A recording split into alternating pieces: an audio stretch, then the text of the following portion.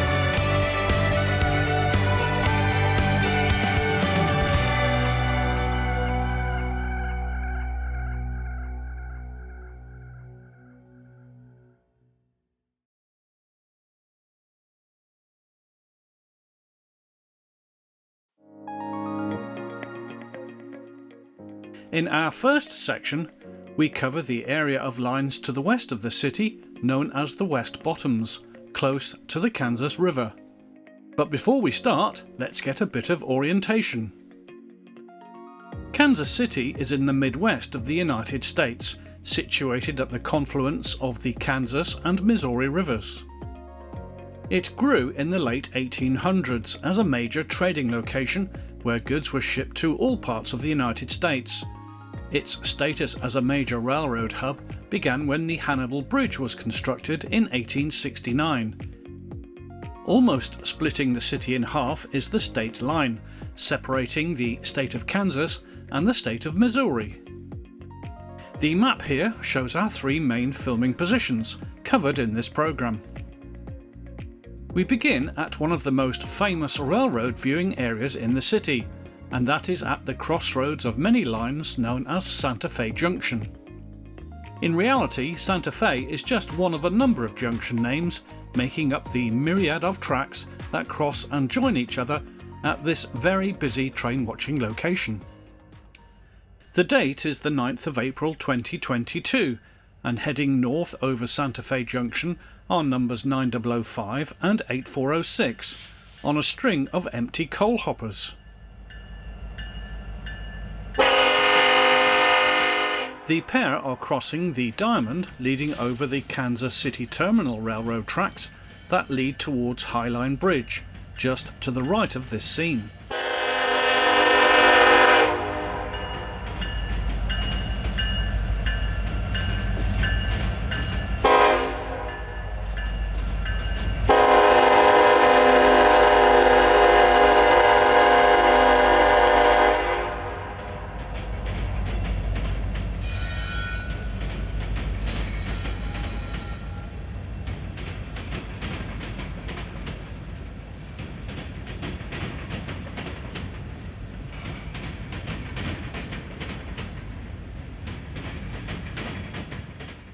In 2004, the Argentine Connection flyover was completed, which avoids congestion on the two BNSF routes leading to Argentine Yard to the south.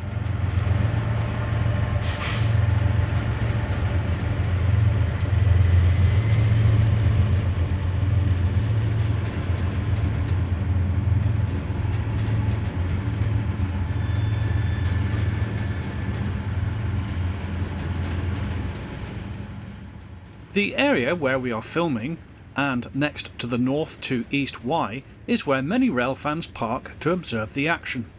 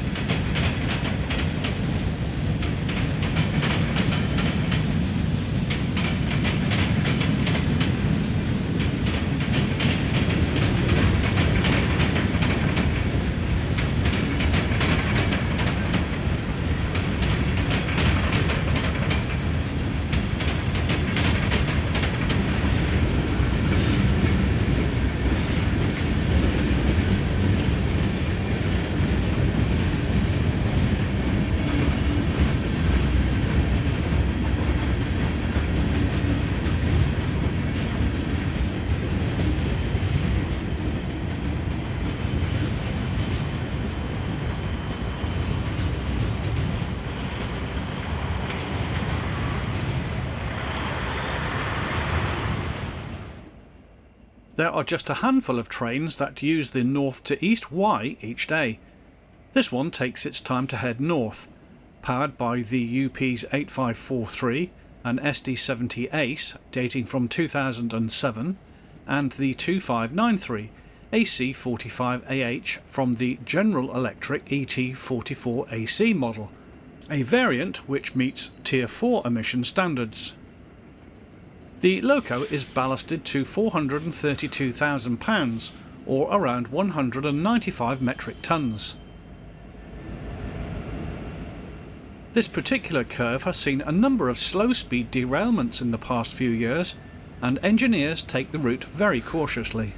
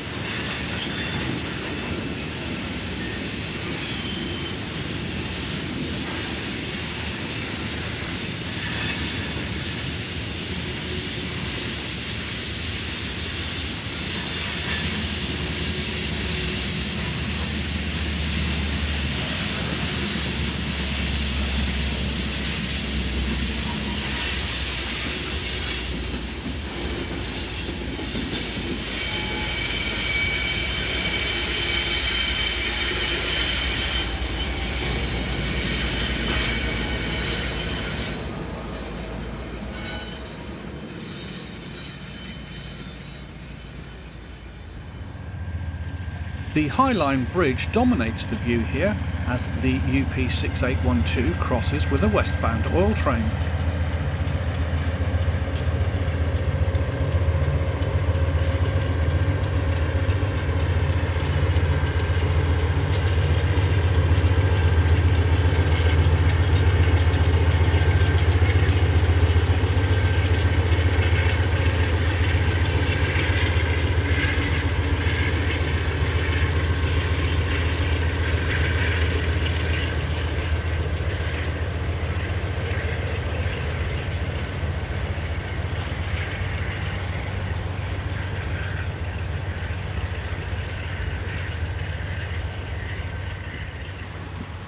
The Highline Bridge is seen here and is a double-tracked, double-decked structure engineered to take trains on 2 levels. The original conception for the Highline was to take passenger traffic over the busy junction below and was part of the overall plan connected with the construction of the current Kansas City Union Station. The bridge consists of 2 reinforced Baltimore truss sections, which weigh a staggering 2,300 tons each, whilst the western approach has a 132-foot long Warren truss design which allows the lower tracks to pass through.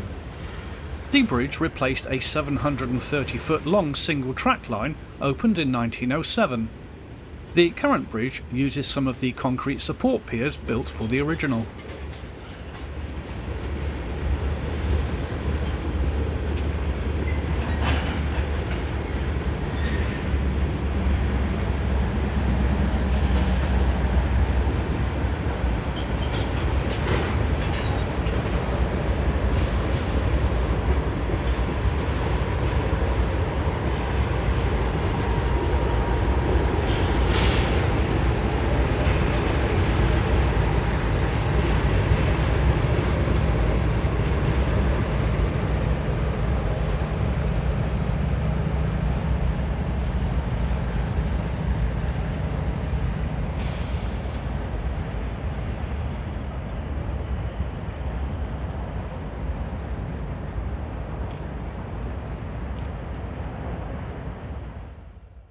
The Union Pacific 8793, an SD-70 Ace, the 7005, a C-44 ACCTE, and former warranty protection unit, once owned by General Electric but later purchased by UP, and the 6350, a C-44 ACM rebuild, and former Southern Pacific number SP338, dating from 1995.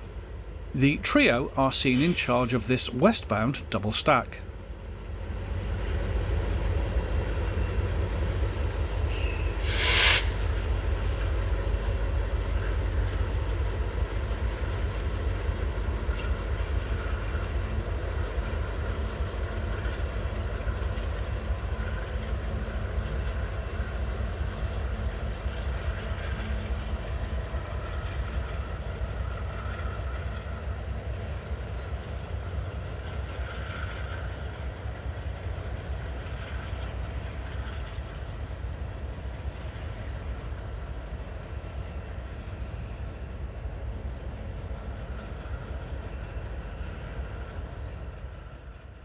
You can expect to see around 4 to 6 trains from this spot each hour, although there can be quiet periods where maintenance of way is being undertaken.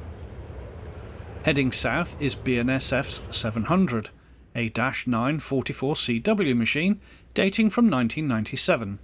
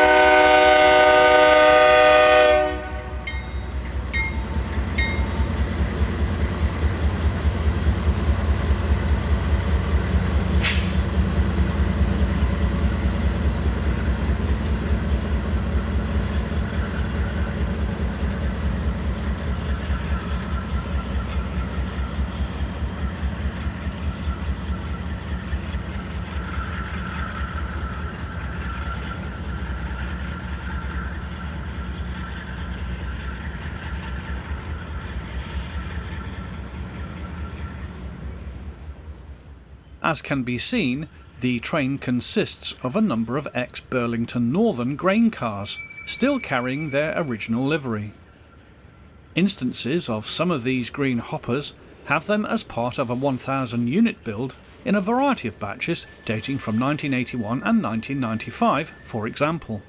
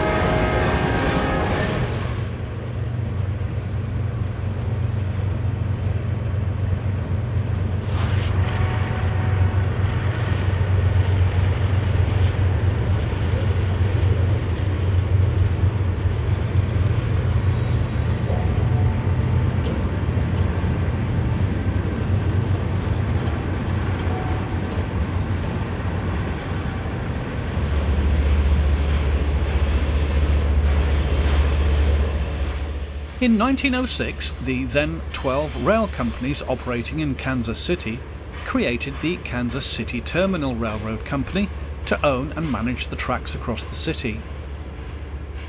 Nowadays, it is responsible for the dispatch of around 240 trains each day. The KCT is now owned by the Class 1 railroads, KCS, BNSF, NS, CP and UP. Here we see BNSF's 7505 and 8419 heading north on KCT tracks with a manifest, which has not long left the large Argentine yard located to the south and west of here.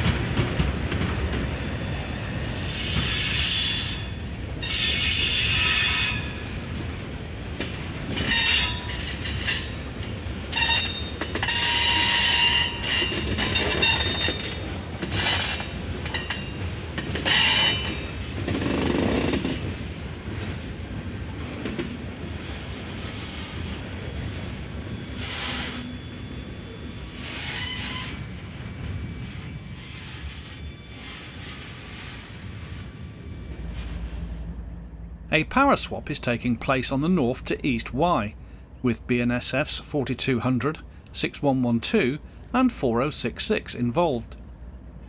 For photography, it is best to arrive at this location in the morning, as from around midday the sun moves over, and the side of trains here are then in the shade. Unfortunately, public access around here is severely restricted, with views on both sides of the road crossing your only hope without trespass.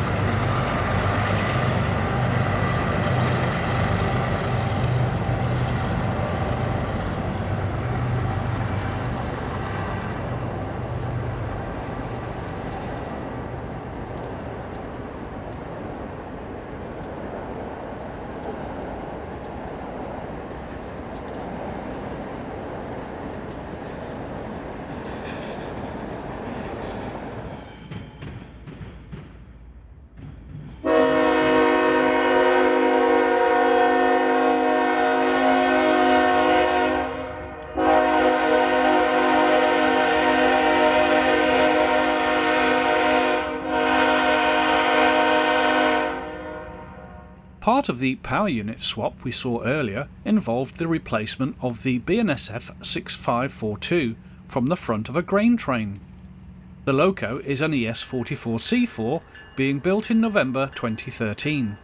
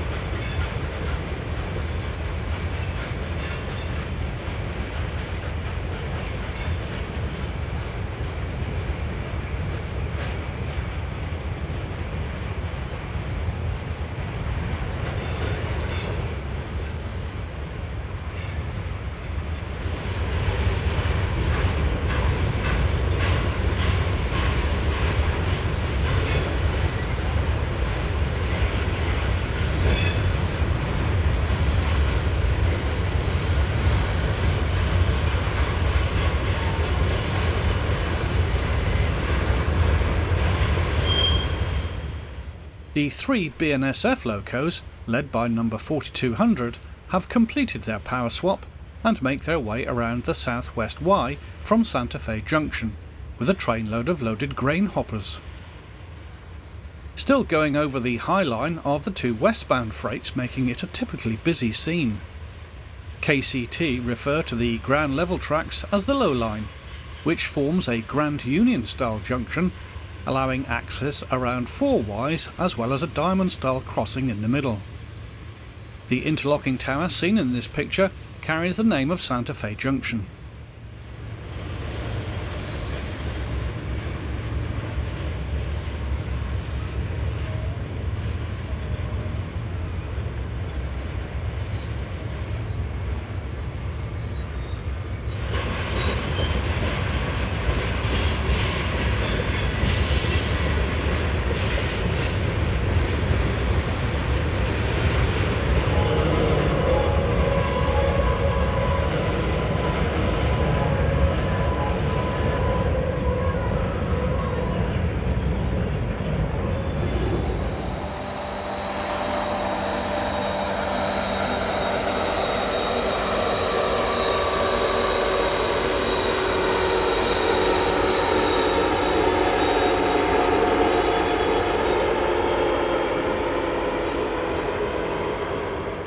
The 2650 is a C45AH dating from 2015, while the 4694 is an original SD70M built in the late summer of 2001.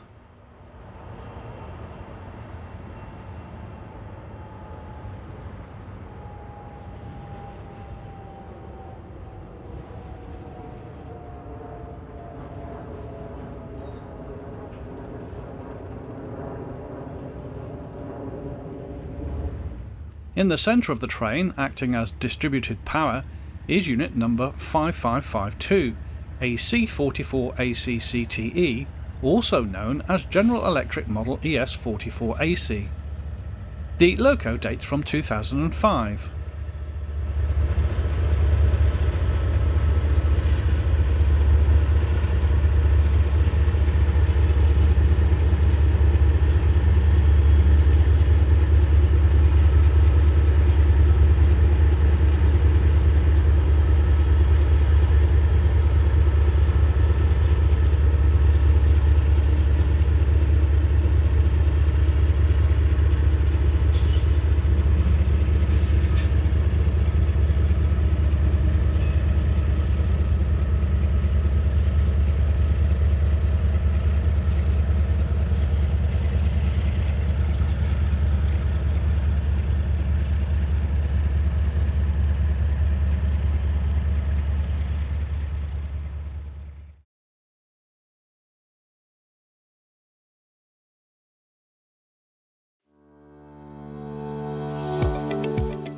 It's time to move on now, and to one of the most spectacular buildings to be found in the city, Union Station. Following a period of dereliction in the 1970s through to the mid-1990s, it is today fully renovated and is once again the pride of the city. We'll have a look around inside in a short while. The map here shows the station's position near to the city centre. Position 1 was on top of the rather windy Union Station garage. The second down at trackside. Then we move into the main station at position number 3, before finally heading outside again and to the old Kansas City Southern Railway Bridge, first built in 1892 by Pencoyd Bridge and Construction Company, and which was moved to the site here in 2006. Heading away from the camera on the 8th of April 2022, we have number 3968, on one of the frequent stack trains, which are seen through here.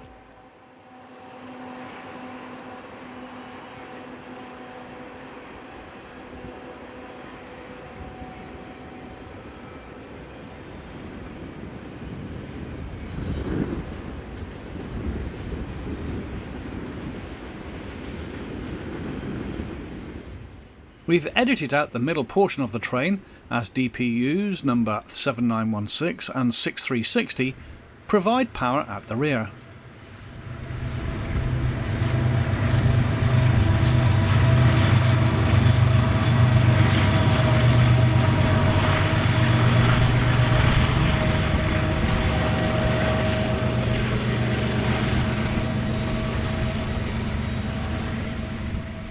At the time of our filming, the station's halls were holding the Auschwitz Not So Long Ago and Not So Far Away exhibition. The billboard down below advertises the event. Beyond, we have KCT's GP39-2s, numbers 3931 and 3935. These are two ex-UP locos dating from 1976. The locos are operated by Watco, a part of the Core River Railroad, which manages the day-to-day KCT on-the-ground operations.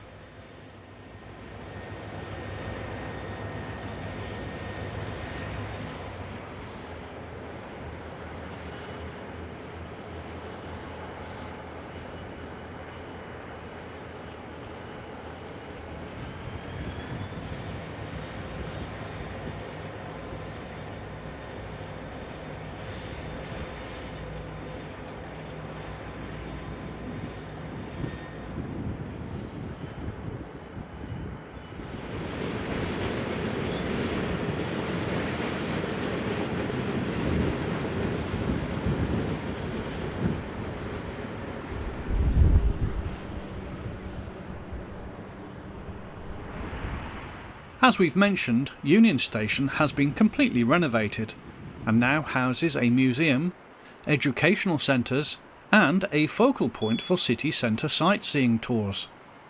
A selection of old passenger cars can be seen in the background. Up to 100 trains pass through here each day, and it isn't long before another one comes into view. This time we have BNSF's 4311, 4219 and 7090 on point, with 7678, 8319 and number 601 acting as DPUs.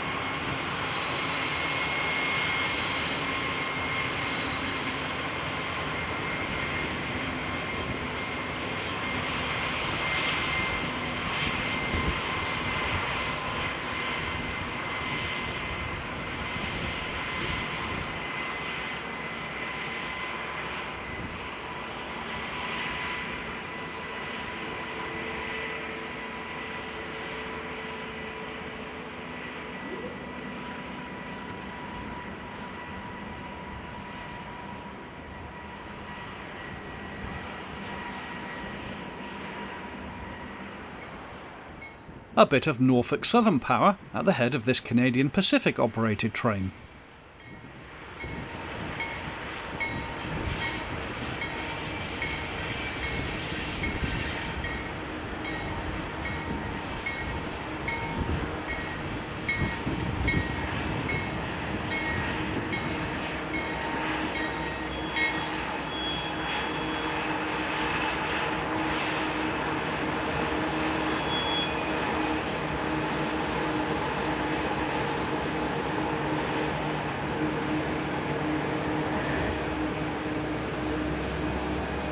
Union Station was conceived at the same time as KCT, where there was a need to coordinate freight and passenger operations across a city where railroads met at the then burgeoning hub of rail tracks across the country.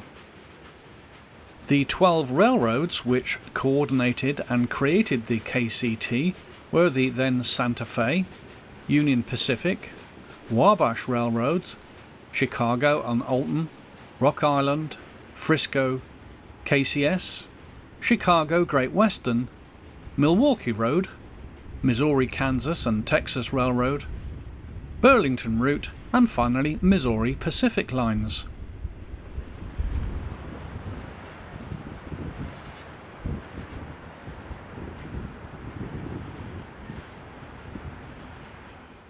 Down at ground level we see one of Kansas City Southern's grain transfers, heading west for terminals on the western side of the city in Kansas. Numbers 4766 and 4845 are both General Electric ES44ACs, dating from 2011 and 2014 respectively.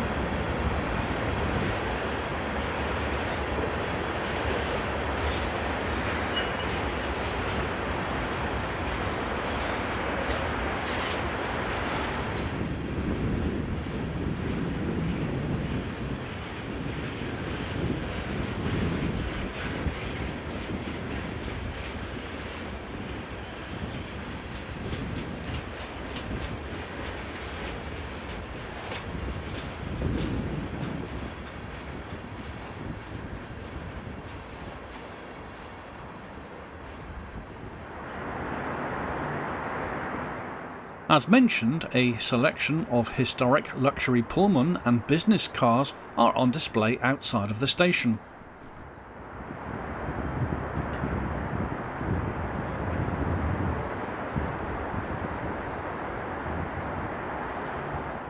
$7792 and $7548 head a westbound set of ballast hoppers.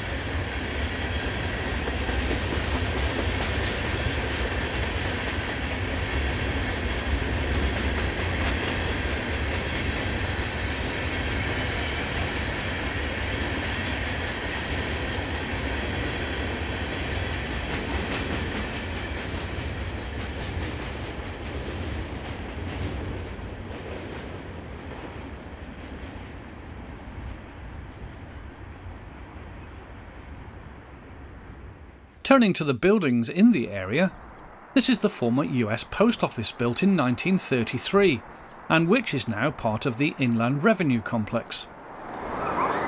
A model dinosaur greets museum visitors, part of a whole host of facilities and entertainment venues which are now hosted within the original site.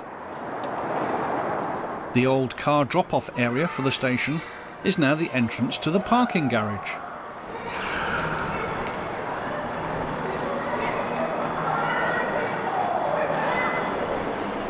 This is the front of the Union Station building, looking resplendent after its late 1990s refurbishment.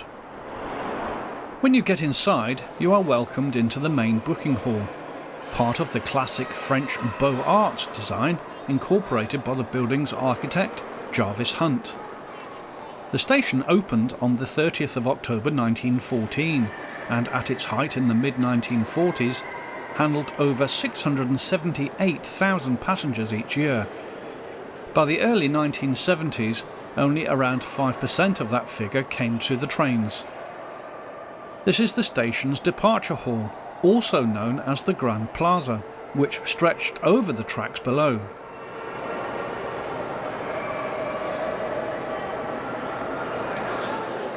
The main booking hall has a ceiling 95 feet high and includes high-end dining facilities as well as retail food outlets.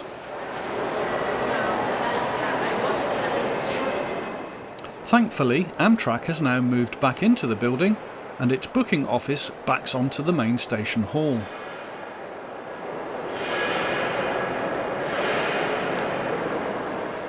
When opened, it was the third largest station in the country. Today, trains are accessed by walking the full length of the plaza and down onto the new Amtrak station tracks. Once you reach the end of the plaza, you can also access the pedestrian footbridge, which was the old Kansas City Southern Bridge over the Missouri, which was moved here in 2006. Great views can be had of the tracks below. Here we have BNSF's 4377 and 4603 heading an eastbound manifest.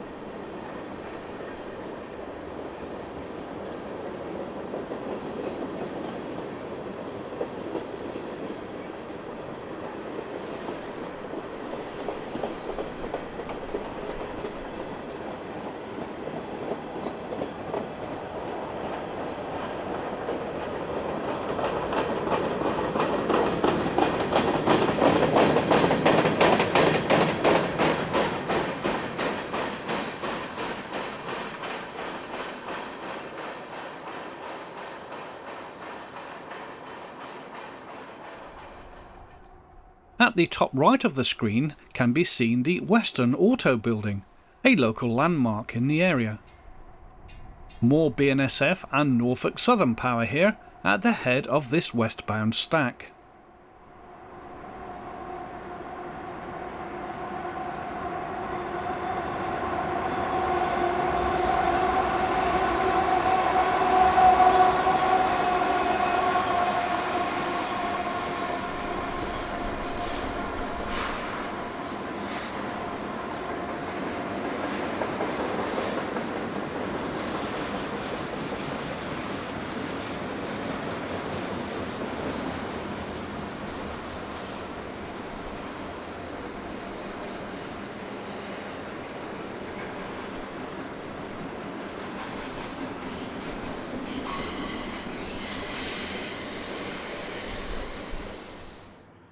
It's Union Pacific's turn to provide the motive power now, as 6731, an ex-Chicago and Northwestern C-44AC built in 1994, and 4743, an SD-70M from 2001, power this eastbound manifest.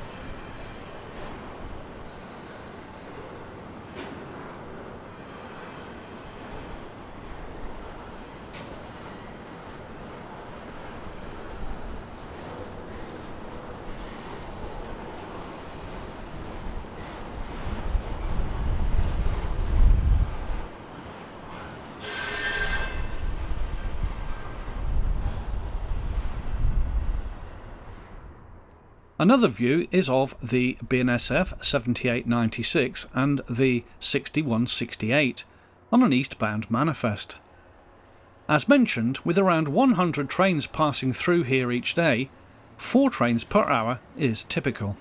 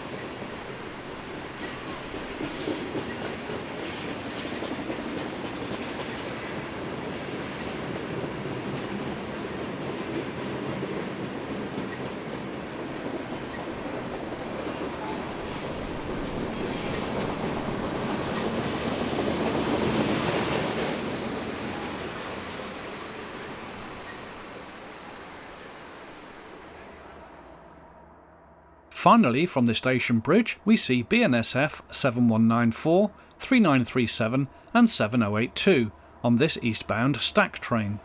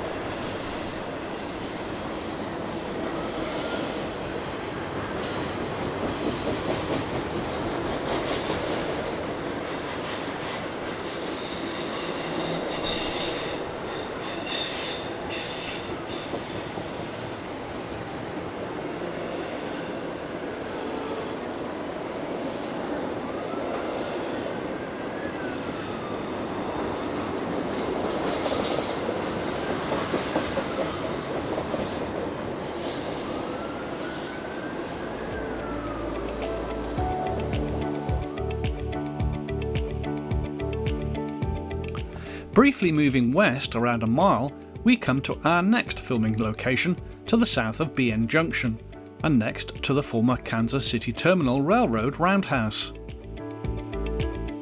This location was used by us so that we could film trains on the Highline and the Argentine flyover. However, things were about to take a turn for the worse. The former Roundhouse is now in private ownership, belonging to DST Systems. The car situated on the turntable is ACF-built MKT postal vehicle dating from 1929. It was gutted by KCS to make it a baggage car.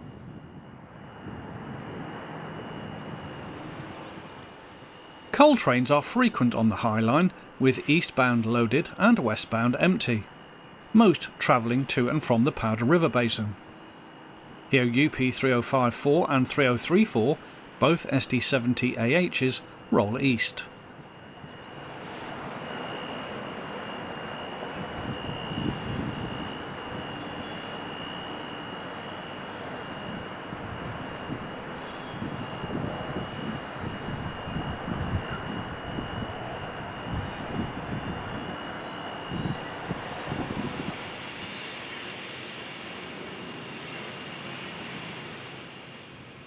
Behind the coal is a long manifest, powered by 4 UP and a KCS loco.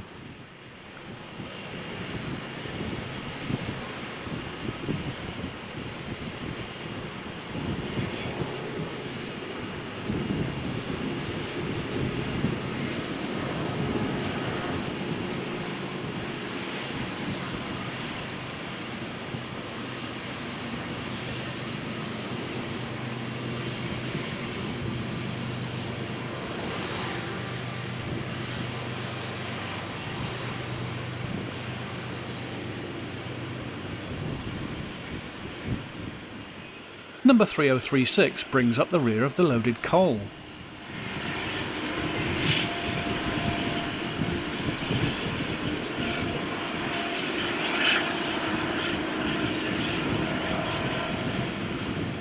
What happened next was quite remarkable, and the only occasion where we have filmed such an event. Considerable noise was coming from a part of the train we couldn't see, and attracted our attention. And unbeknown to us, at the time, a derailment was unfolding. One of the coal hoppers in the consist had lost its truck, and this caused several others to be detached on following wagons, causing many to ride up over each other. Although mildly spectacular, this could have been much, much worse.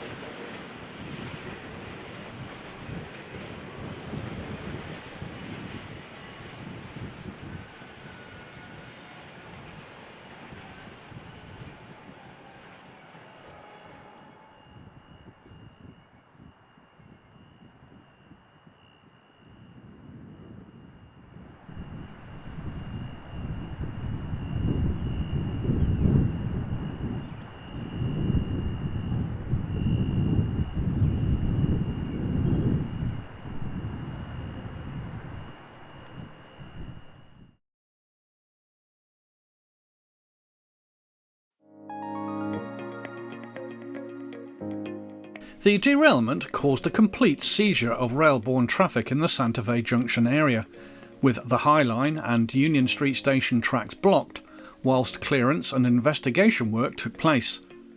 We therefore decided to head northwest and to the UP yard at Quindaro, or Fairfax as it is also known.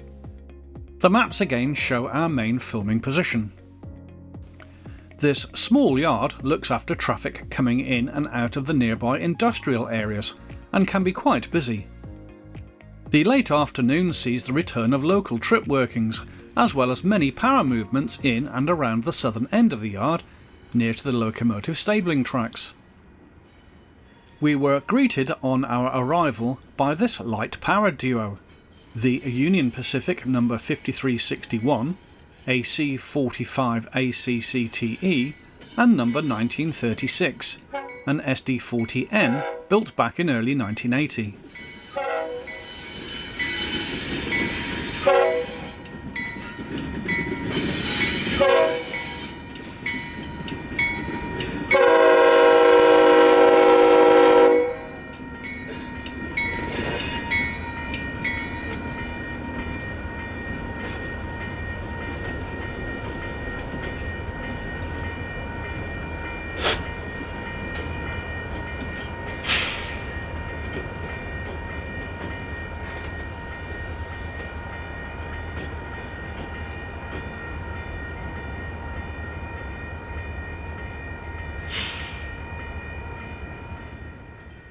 Local switching was also being carried out to add to our entertainment.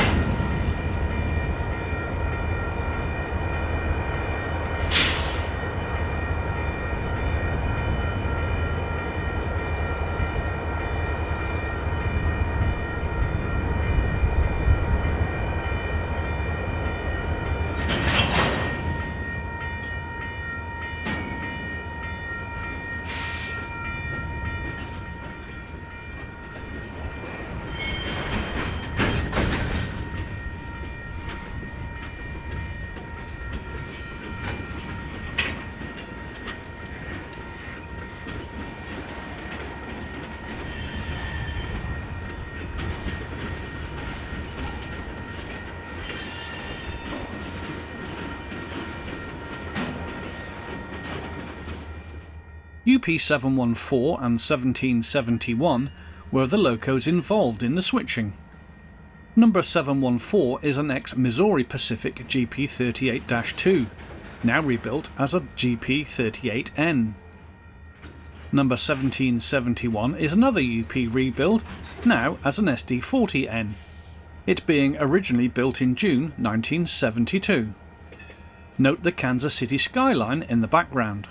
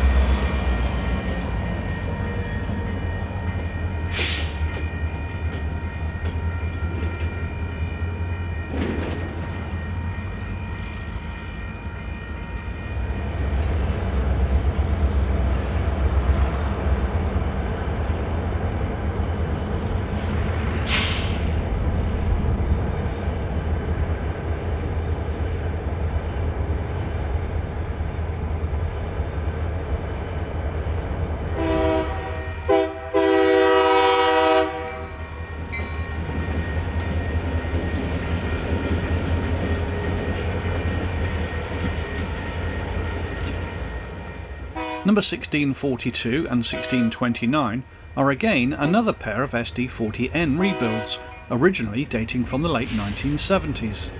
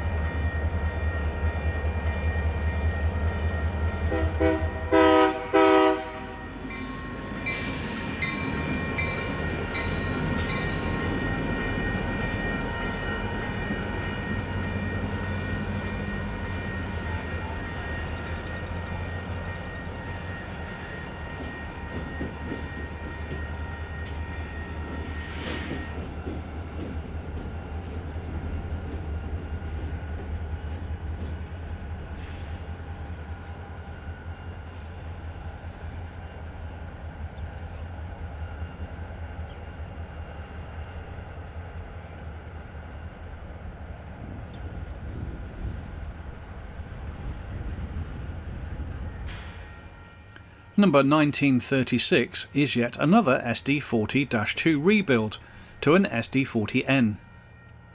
This location allows good views of switching operations with a variety of motive power types to be seen. Our visit was made on a Saturday when local operations were beginning to wind down for the day.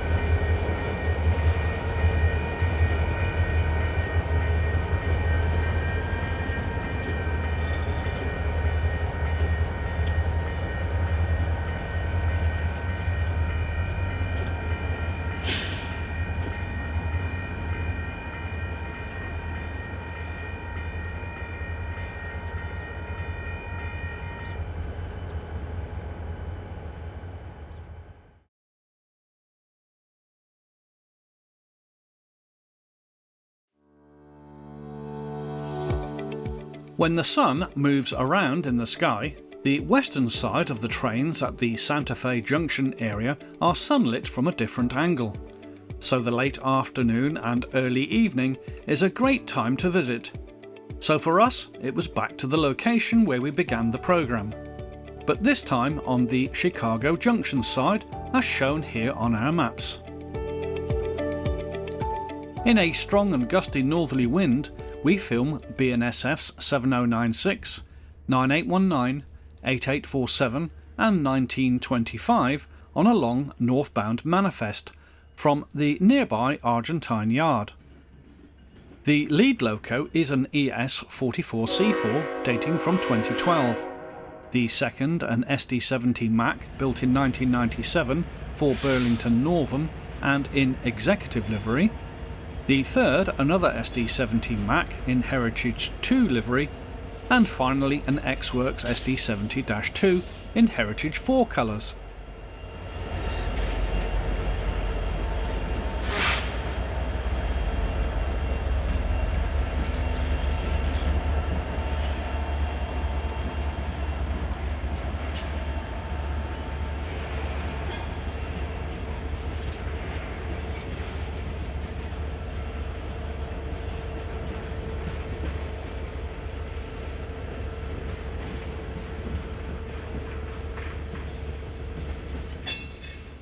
A great power lineup here, with CSX 5360 leading BNSF 3798 and Union Pacific's 7236.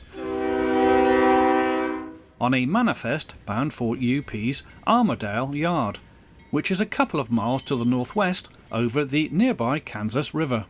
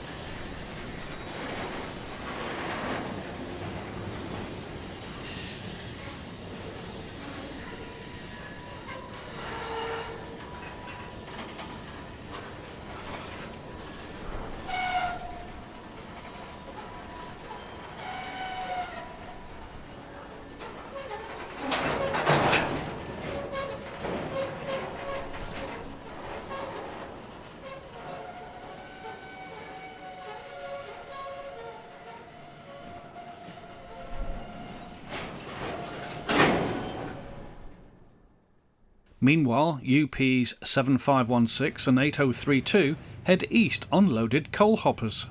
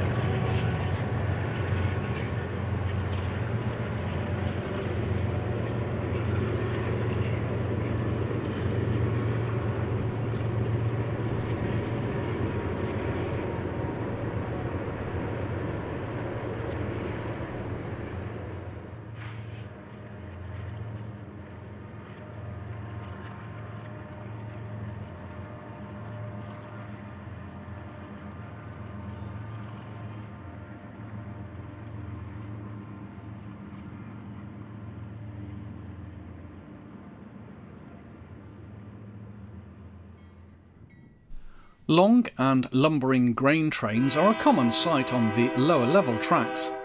Here C44-9W number 5062, a 2004 vintage machine, is on point with this lengthy string of cars. On the rear we will see war bonnet liveried C44-9W number 767 and the train's third C44-9W number 5058.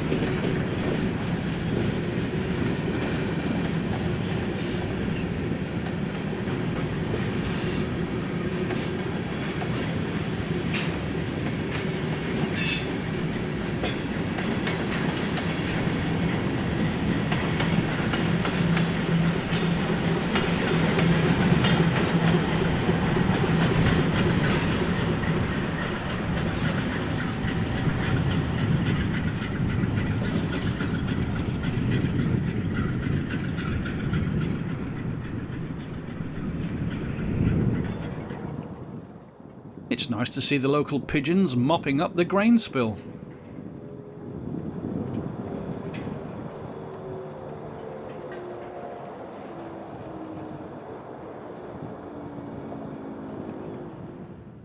Things seem to be grinding to a halt on the upper levels. Now it's also nice to see the Kansas City Terminal Railroad's yard transfer jobs, as they'll always produce interesting power. In this view we have a pair of Core River Railroad locos in the shape of GP35R number 3855, leading Kansas and Oklahoma liveried GP38-2 number 3826. The train is heading for the nearby Mill Street Yard.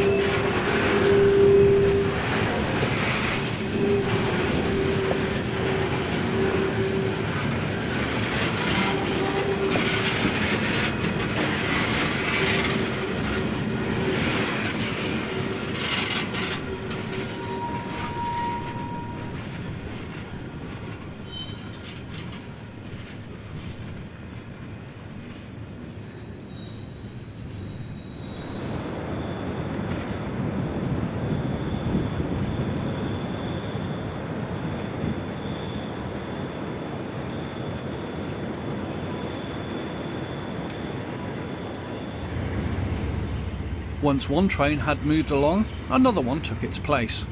Here we have UP 5719 and 8667 on another unit coal working.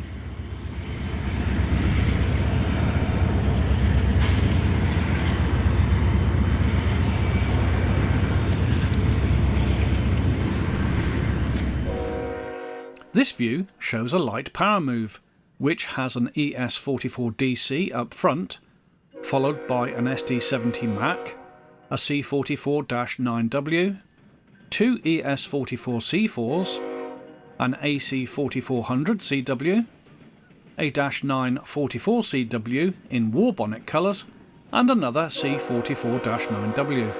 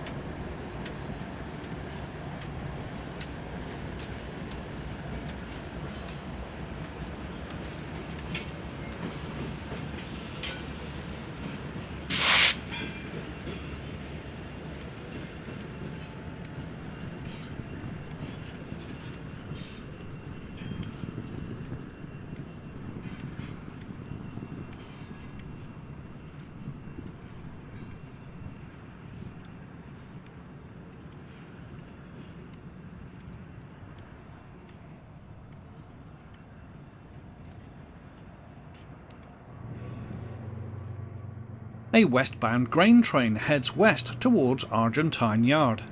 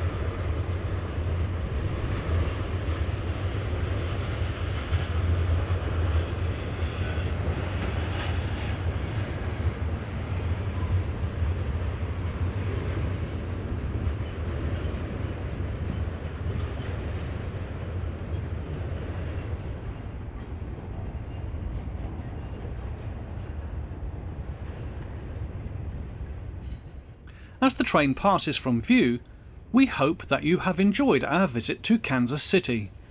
Look out for another program in this series, which again features trains around this busy railroad location. Thank you for watching.